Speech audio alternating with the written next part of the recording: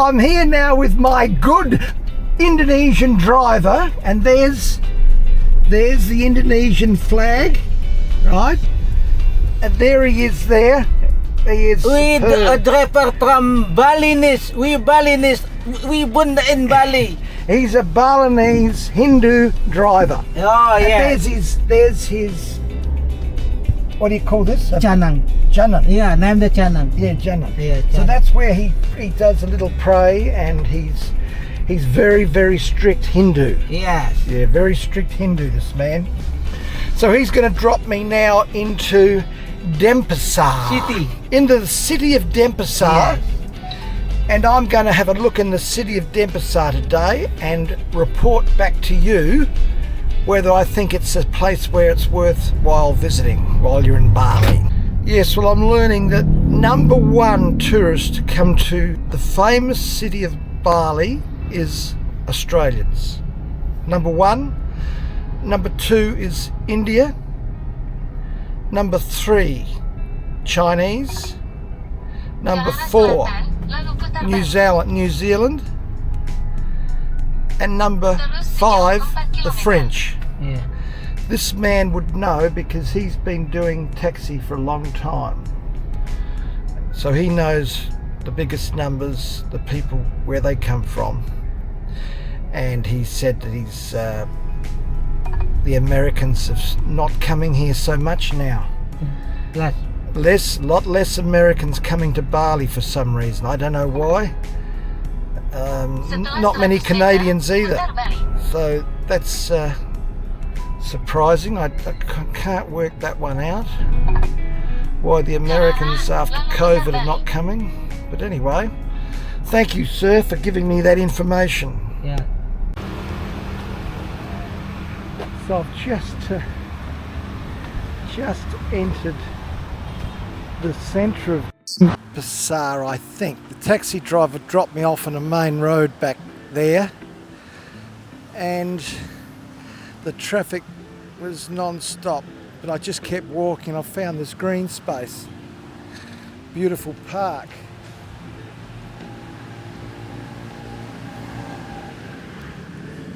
So that makes me feel better because it was pretty horrendous walking down the main road. The traffic and the smoke and everything else is not too great.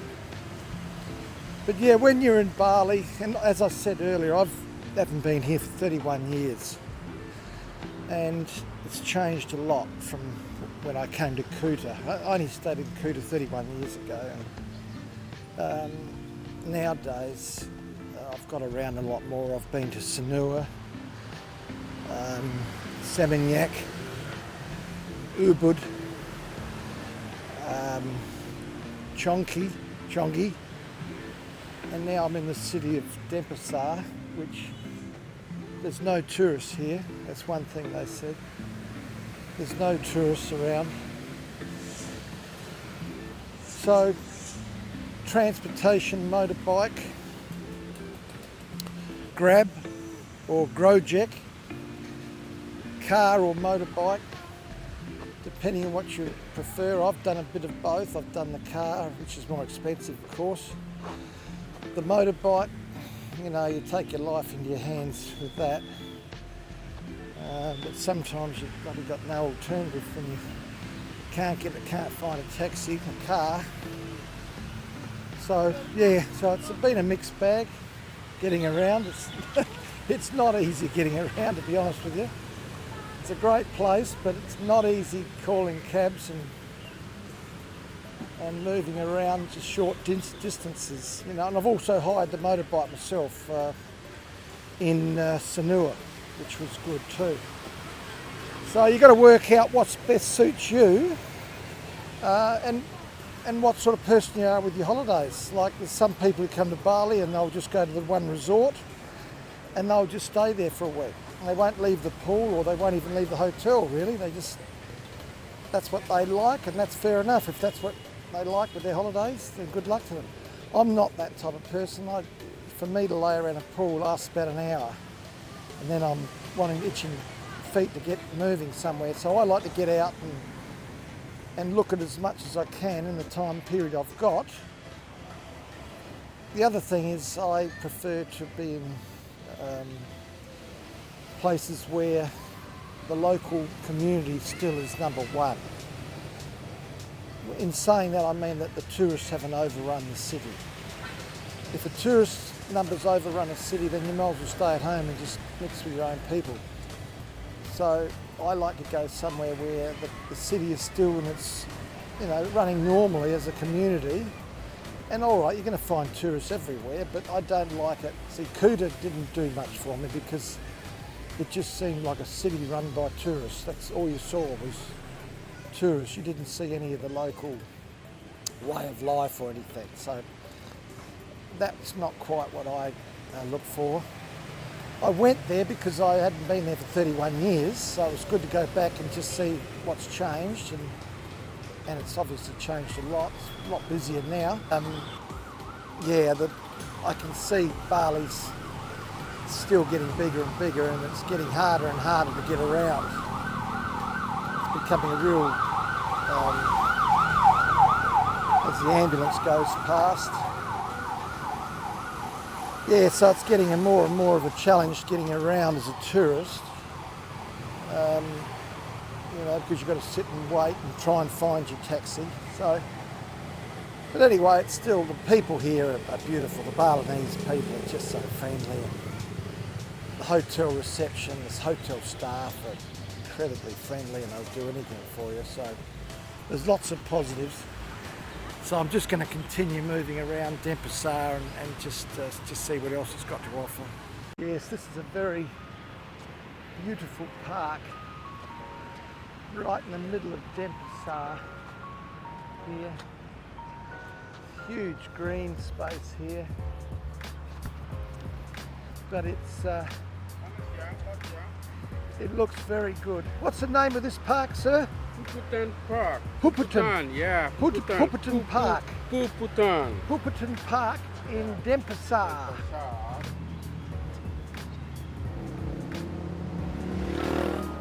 I don't know what the clothing on the statue means.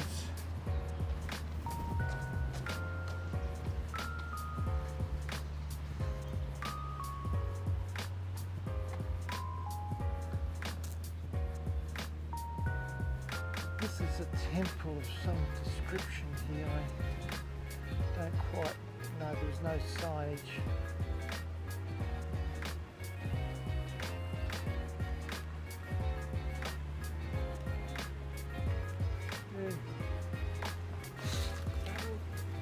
Huh? It's a temple.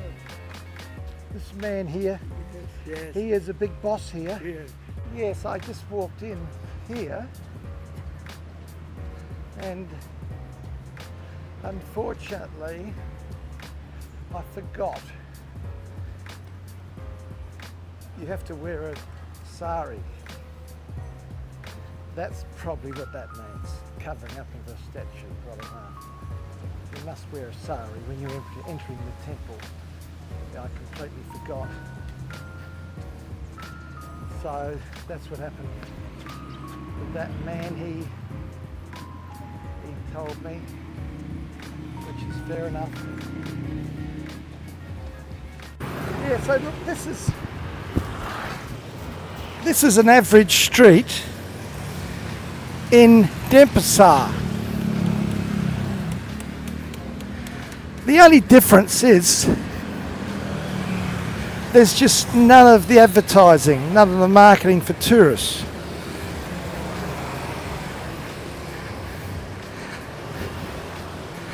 It's just, there's no money exchanges, for instance. There's no Western restaurants.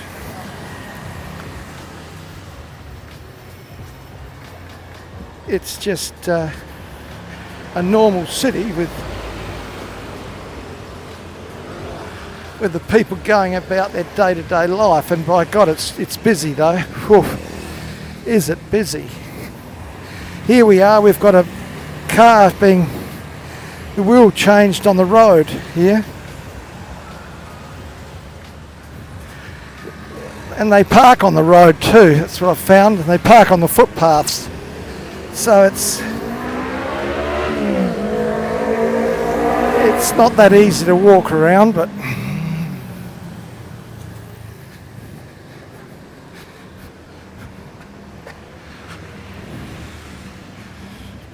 yeah, it's there's a lot of older buildings too, I've noticed, a lot of temples. There's no modern office towers, so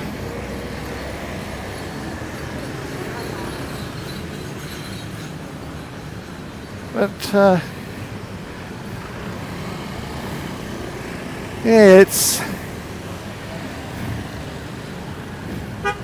it's an unusual feeling, like there's a lot of these authentic architecture. Look, this is the Secretariat room here. Now the Secretariat of what, I don't know. But it's a beautiful building. Have a look at the design there. Gee, very nice.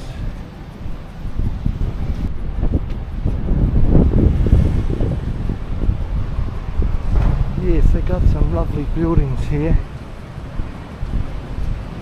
I'm predicting they're a government building of some type.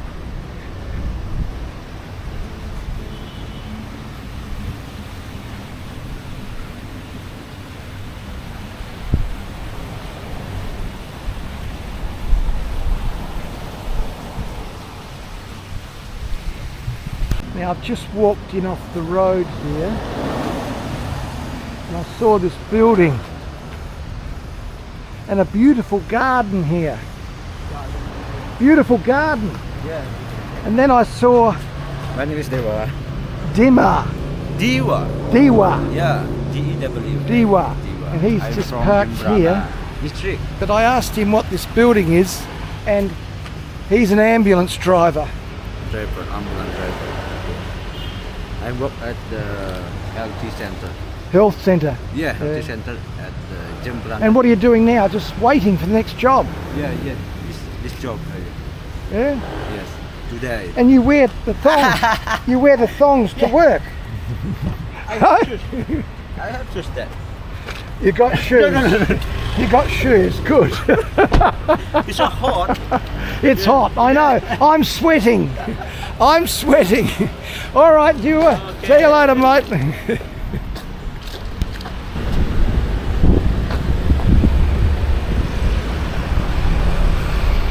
I don't know what this building is, but is it a military building? Yes, I've just got to Living World. This is supposed to be the biggest and best shopping centre here in Denpasar. But yeah, I got into a bit of strife there. I was walking down lots of streets trying to get a lift, and the Grojek bikes and the cars, they don't stop. And if you try and talk to them while they're stopping, they don't speak English. And yeah, it's a totally different place to being in the normal tourist resorts of Bali, where they're chasing you to, you know, to give you a ride. But yeah, and they're not quite as friendly in here in Denpasar as they are in the tourist resorts of Bali. So it's a much different sort of an atmosphere here. Anyway, I'll go and have a look at this shopping centre.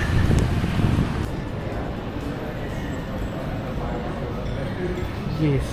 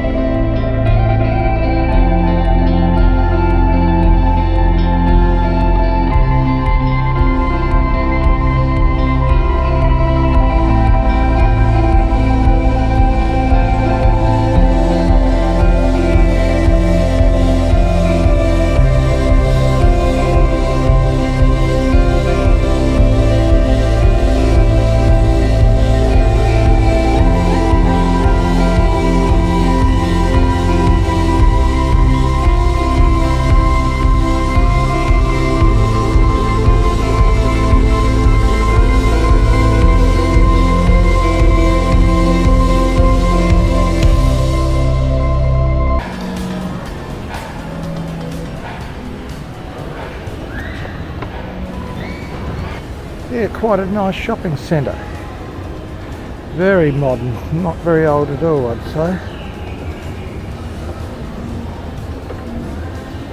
It's got a nice water feature through it here.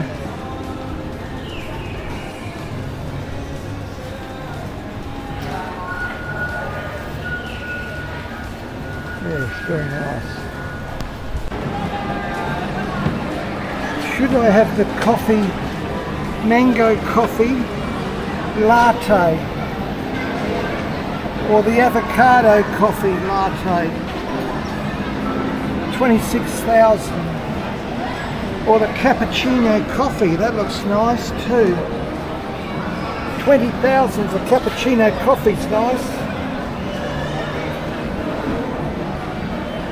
Gee, the prices are very good here in Denpasar. 18,000.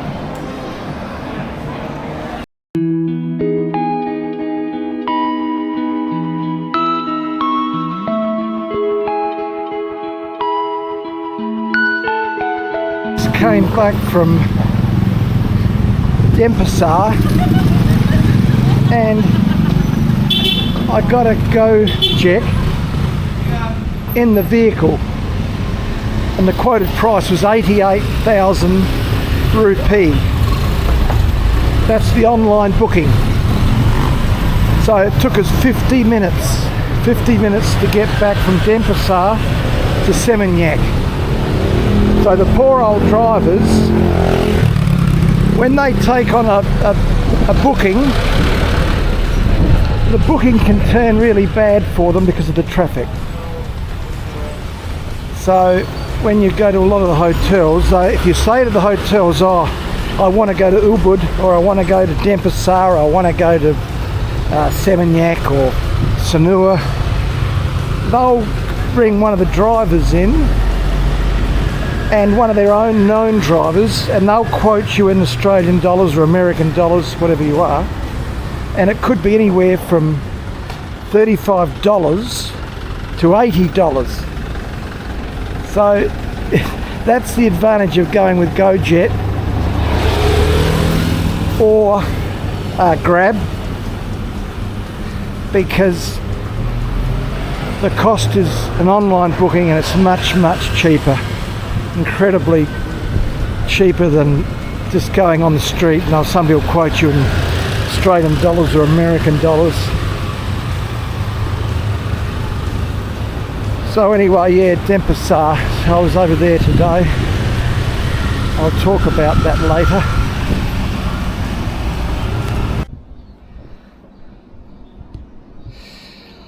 Yes, so the question is, coming to Bali, is it worthwhile going to the capital, which is Denpasar, which I have done today, and caught a taxi to Denpasar and cost 88 Indonesian rupee. A lot of traffic. Takes, on the way there this morning, took about 40 minutes. Getting there, it's a big city, it's flat out, it's very busy. The roads are clogged with bikes and cars. So trying to get around and find where to go was difficult. There's the Bali Museum, which is 100,000 rupee to go in, to have a look at. There's a mixture of lots of temples and artefacts to look at in there. There's the Central Park, which I found, which is a beautiful green parklands, a massive area right in the middle of Denpasar, with a little bit of water, people playing, kids in there playing. It was about the only green area that I saw in the whole of Denpasar. There's the night market, which I heard about. I didn't actually go to it because I was only there during the day, but there's a night market which is supposed to be pretty good. And there's Living World, which is a massive shopping centre, very new, looks like it's only a couple of years old, but it's a big one. I went to that, looked over the 4 floors of it.